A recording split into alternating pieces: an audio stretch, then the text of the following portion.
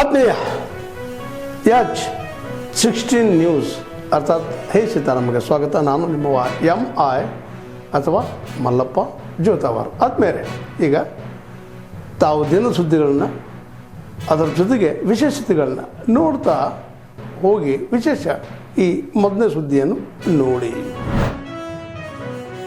ಅಕ್ರಮವಾಗಿ ಮದ್ಯವನ್ನ ಮಾರೋದಕ್ಕೆ ಅವಕಾಶವನ್ನು ಮಾಡಿಕೊಟ್ಟಿದ್ದಾರೆ. ಸರ್ಕಾರದ ಬೊಕ್ಕಸವನ್ನು ಈ ರೀತಿ ತುಂಬಿಕೊಳ್ಳಿದ್ದಾರೆ. ಇಂಥ ನಾಚಿಕೆಗೇಡಿನ ಲಜ್ಜೆಗೆಟ್ಟ ಸರ್ಕಾರ ಕರ್ನಾಟಕದ ರಾಜಕೀಯ ಇತಿಹಾಸದಲ್ಲಿ ಎಂದೂ ಕೂಡ ನೋಡಿರಲಿಲ್ಲ. ಇವತ್ತು ಜನ ಇದಕ್ಕೆ ಶಾಪ ಆಗ್ತಾ ಇದ್ದಾರೆ. ನಾನು ಕೇಳೋದು, ಮುಖ್ಯಮಂತ್ರಿಗಳಾಗಿ ಜನರ ಕಲ್ಯಾಣದ ಬಗ್ಗೆ ಚಿಂತನೆ ಮಾಡಬೇಕಾಗಿರ್ತಕ್ಕಂಥ ರಾಜ್ಯದ ಮುಖ್ಯಮಂತ್ರಿಗಳು ಇವತ್ತು ಗ್ಯಾರಂಟಿ ಅಂತ ಹೇಳಿಕೊಂಡು ಗ್ರಾಮೀಣ ಭಾಗದ ಬಡ ಕುಟುಂಬದ ಜೀವನವನ್ನು ಹಾಳು ಮಾಡೋದಕ್ಕೇನು ಸ್ವತಃ ಮುಖ್ಯಮಂತ್ರಿಗಳು ಇಳಿದಿರುವಂಥದ್ದು ದುರ್ದೈವ. ಒಟ್ಟಾರೆಯಾಗಿ ನಾವು ಇವತ್ತು ಪ್ರತಿಭಟನೆ ಮಾಡ್ತಾ ಇರುವಂಥ ಅನೇಕ ವಿಚಾರಗಳನ್ನು ಹಿಡ್ಕೊಂಡು ಪ್ರತಿಭಟನೆ ಮಾಡ್ತಾ ಇದ್ದೇವೆ. ಅಬಕಾರಿ ಸಚಿವರ ರಾಜೀನಾಮೆಯನ್ನು ಪಡೆದುಕೊಳ್ಬೇಕು, ಅದ್ರ ಬಗ್ಗೆ ಸೂಕ್ತವಾಗಿರ್ತಕ್ಕಂಥ ತನಿಖೆ ಆಗಬೇಕು. ಲಿಕ್ಕರ್ ಒಂದು ದೊಡ್ಡ ಹಗರಣ ಆಗಿ ಇಡೀ ಸರ್ಕಾರನೇ ಹೋಗುವಂತ ಪರಿಸ್ಥಿತಿ ಆಗಿದೆ. ಇದು 2.5-3 ಸಾವಿರ ಕೋಟಿ ಲೂಟಿ ಮಾಡಿ ಚುನಾವಣೆಗೆ ಕಳಿಸುವಂತ ಹುನ್ನಾರ ಮಾಡಿದ್ದಾರೆ. ಈ ಎಲ್ಲ ಪೂರ್ತಿ ಹಣನೂ ಕೂಡ ಅಸ್ಸಾಂಗೆ, ತಮಿಳುನಾಡಿಗೆ, ಕೇರಳಗೆ ಹೋಗುವಂಥದ್ದಕ್ಕೆ ಈಗಾಗಲೇ ಇದೆಲ್ಲ ಪ್ಯಾಕ್ ಮಾಡಿದ್ದಾರೆ. ಅಷ್ಟು ಹಣ ಕಲೆಕ್ಟ್ ಮಾಡ್ತಾ ಇದ್ದಾರೆ. ಅದಕ್ಕೋಸ್ಕರ ಮುಖ್ಯಮಂತ್ರಿ ನನ್ಗೆ ಗೊತ್ತೇ ಇಲ್ಲ, ನಾನು ನೋಡೇ ಇಲ್ಲ ಅನ್ನೋ ರೀತಿ ಇಲ್ಲಿ ಕೂತಿದ್ದಾರೆ. ಇದರ ವಿರುದ್ಧ ಈಗಾಗಲೇ ವಿಧಾನಸಭೆಯಲ್ಲಿ ನಾನು ಪ್ರಸ್ತಾಪ ಮಾಡಿದ್ದೀನಿ. ಮತ್ತೆ ಇವತ್ತು ಪ್ರತಿಭಟನೆಯನ್ನು ಗಾಂಧಿ ಸ್ಟ್ಯಾಚ್ಯೂ, ಯಾವ ಸರ್ಕಾರ ನಾವು ಗಾಂಧಿ ಅನುಯಾಯಿಗಳು ಅಂತ ಹೇಳ್ತಾ ಇರೋ ಅದೇ ಸರ್ಕಾರ ಈ ಅಬಕಾರಿ ಲೈಸೆನ್ಸ್ಗಳನ್ನು ಹಳ್ಳಿಗಳಲ್ಲಿ ಮನೆಗೂ ಡೋರ್ ಡೆಲಿವರಿ, ಮನೆಗೂ ಡೋರ್ ಡೆಲಿವರಿಯನ್ನು ಮಾಡ್ತಾ ಇದ್ದಾರೆ. ದೊಡ್ಡ ಭ್ರಷ್ಟಾಚಾರ ನಡೀತಾ ಇದೆ. ಮಂತ್ರಿಯ ರಾಜೀನಾಮೆ ಆಗಲೇಬೇಕು. ಇಲ್ಲಾಂದ್ರೆ ಇದು ಮುಖ್ಯಮಂತ್ರಿ ಮನೆ ಕಡೆ ತಿರ್ತಾರೆ.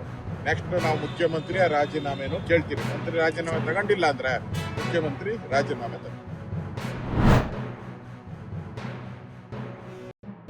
ಇದಕ್ಕೆ ಇವತ್ತು ಶಾಪ ಆಗ್ತಾ ಇದ್ದಾರೆ. ನಾನು ಕೇಳೋದು, ಮುಖ್ಯಮಂತ್ರಿಗಳಾಗಿ ಜನರ ಕಲ್ಯಾಣದ ಬಗ್ಗೆ ಚಿಂತನೆ ಮಾಡಬೇಕಾಗಿರ್ತಕ್ಕಂಥ ರಾಜ್ಯದ ಮುಖ್ಯಮಂತ್ರಿಗಳು ಇವತ್ತು ಗ್ಯಾರಂಟಿ ಅಂತ ಹೇಳಿಕೊಂಡು ಗ್ರಾಮೀಣ ಭಾಗದ ಬಡ ಕುಟುಂಬದ ಜೀವನವನ್ನು ಹಾಳು ಮಾಡೋದಕ್ಕೇನು ಸ್ವತಃ ಮುಖ್ಯಮಂತ್ರಿಗಳು ಇಳಿದಿರುವಂಥದ್ದು ದುರ್ದೈವ.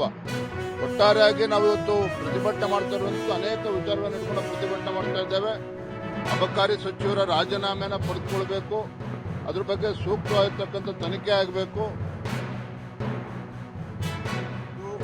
2.5-3 ಸಾವಿರ ಕೋಟಿ ಲೂಟಿ ಮಾಡಿ ಚುನಾವಣೆಗೆ ಕಳಿಸುವಂತ ಹುನ್ನಾರ ಮಾಡಿದ್ದಾರೆ. ಈ ಎಲ್ಲ ಪೂರ್ತಿ ಹಣನೂ ಕೂಡ ಅಸ್ಸಾಂಗೆ, ತಮಿಳುನಾಡಿಗೆ, ಕೇರಳಗೆ ಹೋಗುವಂಥದ್ದಕ್ಕೆ ಈಗಾಗಲೇ ಇದೆಲ್ಲ ಪ್ಯಾಕ್ ಮಾಡಿದ್ದಾರೆ. ಅಷ್ಟು ಹಣ ಕಲೆಕ್ಟ್ ಮಾಡ್ತಾ ಇದ್ದಾರೆ. ಅದಕ್ಕೋಸ್ಕರ ಮುಖ್ಯಮಂತ್ರಿ ನನ್ಗೆ ಗೊತ್ತೇ ಇಲ್ಲ, ನಾನು ನೋಡೇ ಇಲ್ಲ ಅನ್ನೋ ರೀತಿ ಇಲ್ಲಿ ಕೂತಿದ್ದಾರೆ. ಇದರ ವಿರುದ್ಧ ಈಗಾಗಲೇ ವಿಧಾನಸಭೆಯಲ್ಲಿ ನಾನು ಪ್ರಸ್ತಾಪ ಮಾಡಿದ್ದೀನಿ.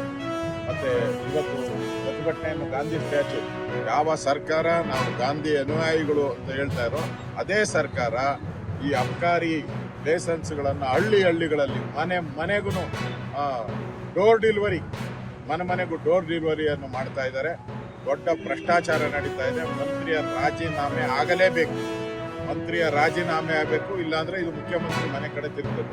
ನೆಕ್ಸ್ಟ್ ನಾವು ಮುಖ್ಯಮಂತ್ರಿಯ ರಾಜೀನಾಮೆನೂ ಕೇಳ್ತೀವಿ. ಮಂತ್ರಿ ರಾಜೀನಾಮೆ ತಗೊಂಡಿಲ್ಲ ಅಂದ್ರೆ ಮುಖ್ಯಮಂತ್ರಿ ರಾಜೀನಾಮೆ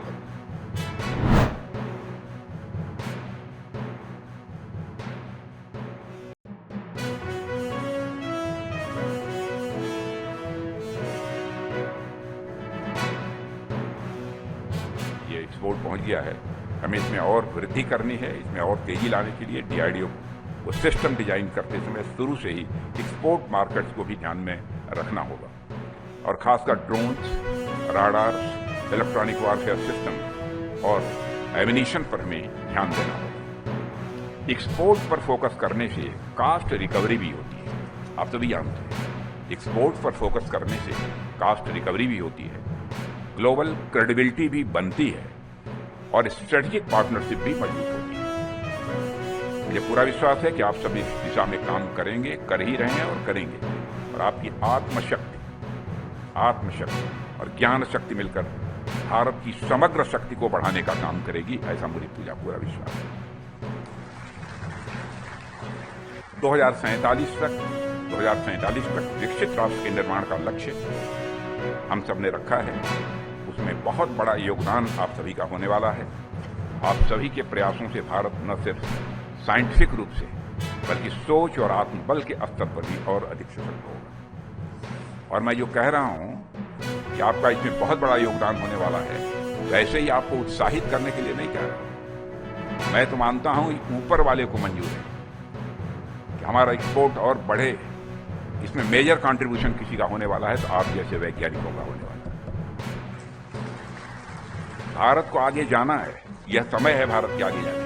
भारत जाएगा, दुनिया की कोई ताकत भारत को रोक नहीं सकती।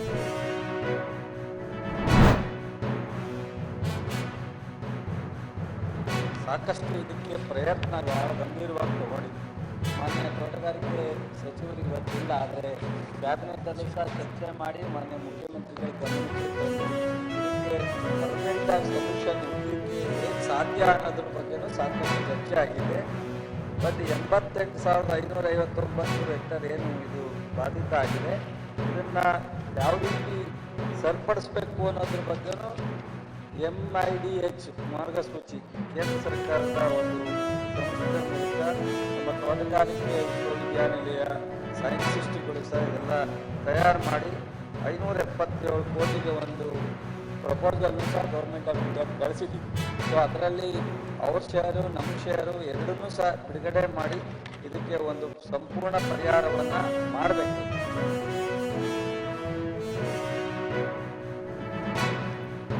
ಇದಕ್ಕೆ ಅನೇಕ ಪುರಾವೆಗಳು ಕೂಡ ಸಿಕ್ಕಿವೆ. ಈಗಾಗಲೇ